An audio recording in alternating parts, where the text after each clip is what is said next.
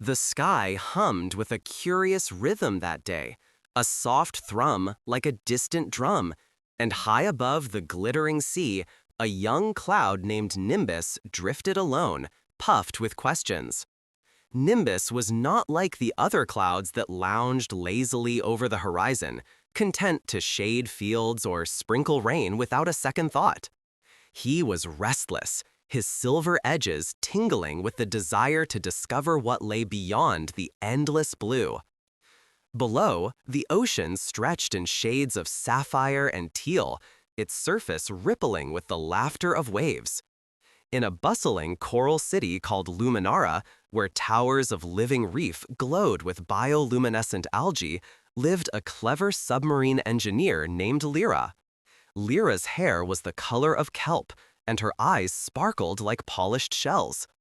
She spent her days repairing the gentle giants of the deep, submarines that sang as they glided through the water, their hulls humming with the songs of the sea. One bright morning, as Lyra was tightening a copper valve on the submersible Aqua Whisper, a sudden gust of wind carried a faint, melodic sigh from the sky. It was Nimbus, who had floated low enough to hear the ocean's chorus and felt a tug of curiosity. He drifted closer, his fluffy form shimmering with tiny droplets that caught the sun like diamonds. "Hello up there," chirped a tiny hummingbird named Zephyra, who fluttered between the coral arches, her wings a blur of emerald and gold. "You look like you're searching for something." Nimbus swirled, sending a gentle spray of mist over the coral. "I'm not sure," he whispered, his voice a soft rumble. "I feel a pull, like a song I can't quite hear. I want to know what's beyond the clouds and the sea."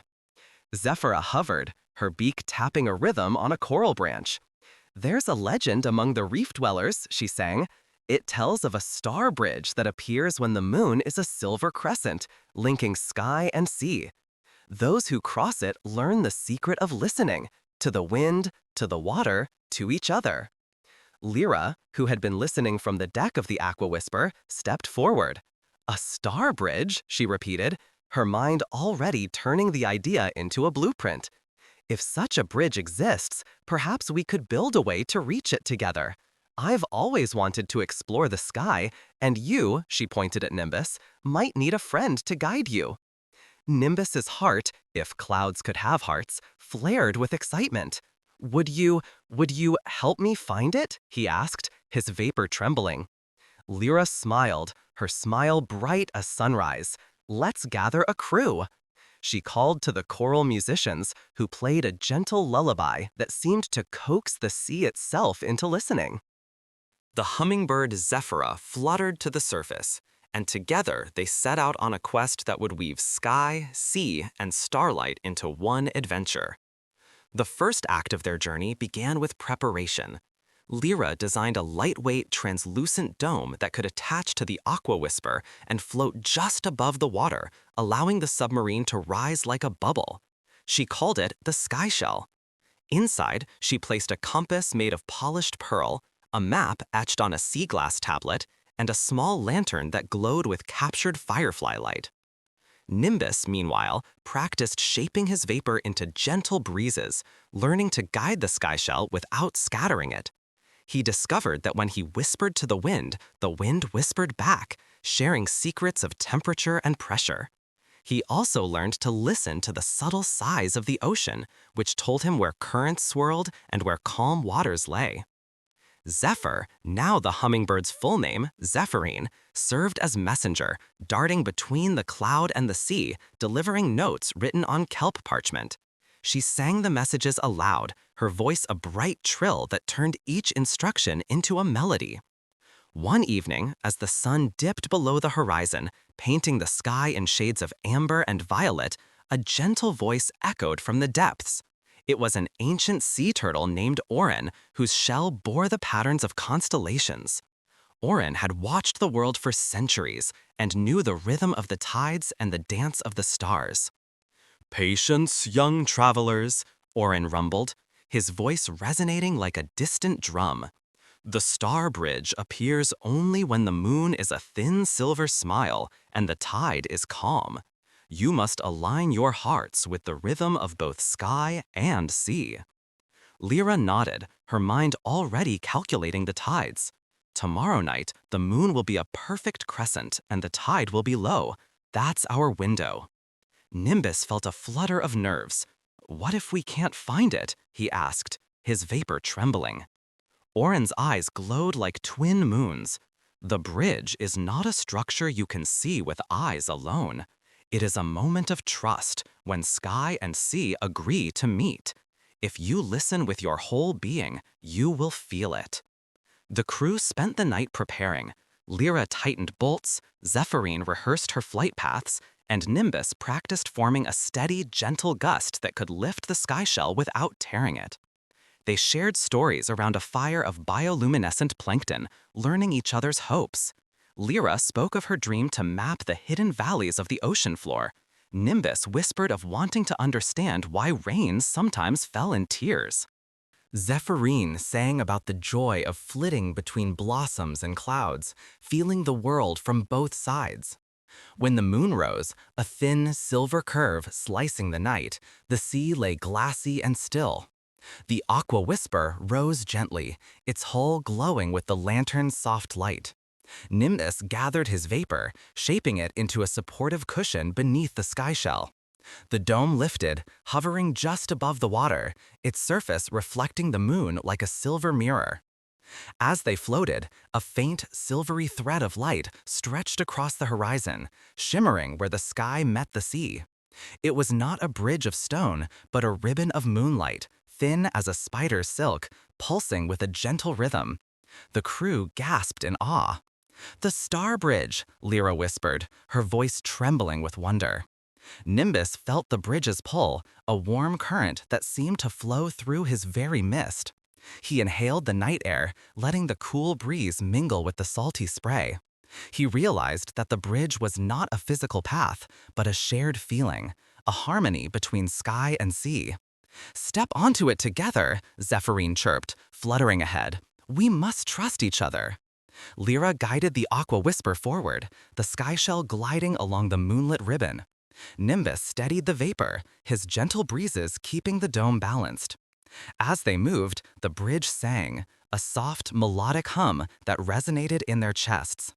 The song spoke of courage, of listening, of the strength found when different worlds work as one. Halfway across, a sudden gust of wind from a distant storm threatened to tear the sky shell apart. Nimbus's vapor quivered, and for a heartbeat, the aqua whisper wavered. Lyra's hands tightened on the controls, but the storm's force was strong. "Remember the rhythm," Oren's voice echoed in Lyra's mind, as if carried on the wind. "Breathe with the cloud, trust the sea."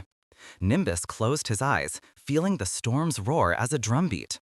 He inhaled the wind, then exhaled a steady, calming breath, turning his vapor into a protective cocoon around the sky shell.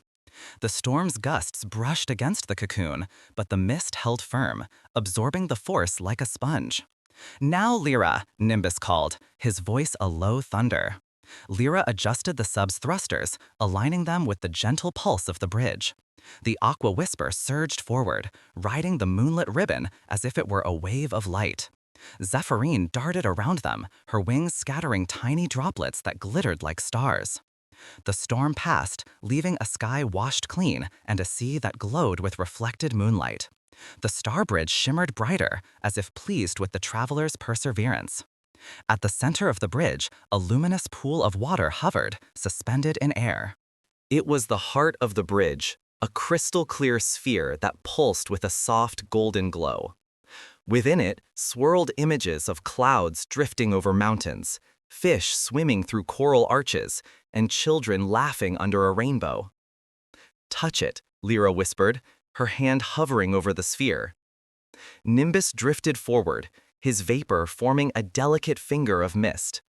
He brushed the surface, and a wave of warmth spread through him. He felt the emotions of the sea, its patience, its depth, and the sky's openness, its endless curiosity. In that instant, he understood why rain sometimes fell as tears. It was the sky's way of sharing its feelings with the earth. Lyra placed her hand on the sphere next, and a similar glow enveloped her. She saw the sky's desire to explore, the clouds yearning to be understood. The bridge taught them that every being, whether made of water, wind, or light, carries a story worth hearing. When they withdrew their hands, the heart of the bridge released a cascade of tiny glowing droplets that fell like stars onto the aqua whisper and onto Nimbus's vapor. Each droplet settled as a tiny crystal of understanding, embedding itself in their hearts. "Now we know," Lyra said, her voice steady and bright. "We can listen not just with ears, but with our whole selves." Nimbus puffed with pride, his edges sparkling with the new crystals. "And we can share this listening with others." Zephyrine sang a triumphant trill, and the night sky seemed to echo her melody. The star bridge began to fade, its ribbon of moonlight dissolving into a gentle mist that rose and fell like a sigh. The aqua whisper gently descended back to the coral city, the sky shell settling on the water's surface, its dome reflecting the first light of dawn. The crew returned to Luminara, where the choral musicians welcomed them with a celebratory song. Orin swam forward, his ancient eyes shining. "You have woven sky and sea together," he said. "Your friendship is a bridge that will last beyond any moon." Lyra gathered the crystal droplets and placed them in a glass vial, promising to use them as a reminder to listen before acting. Nimbus floated above the city, his vapor now tinged with a soft golden hue, a visible sign of his newfound wisdom. Zephyrine perched on a coral branch, her feathers glistening with dew, ready to carry the story to distant lands. In the weeks that followed, the lessons of the Star Bridge spread throughout the ocean and the sky. Young fish learned to pause before darting into currents, asking the water where it wanted to go. Little clouds practiced shaping their mist into gentle breezes that soothed the heat of the sun. Children on the shore, who watched the sunrise, whispered thanks to the sky and the sea, feeling a connection they had never known.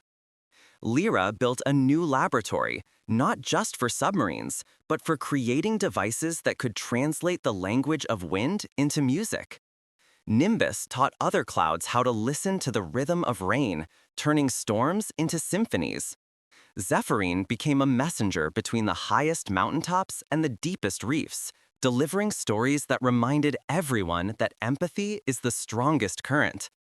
And every night, when the moon grew thin and silver, a faint ribbon of light would appear on the horizon, a reminder that the bridge still existed in the hearts of those who dared to listen. The world, once divided by water and air, now sang a single harmonious lullaby, a lullaby of kindness, courage, and the beautiful power of understanding one another.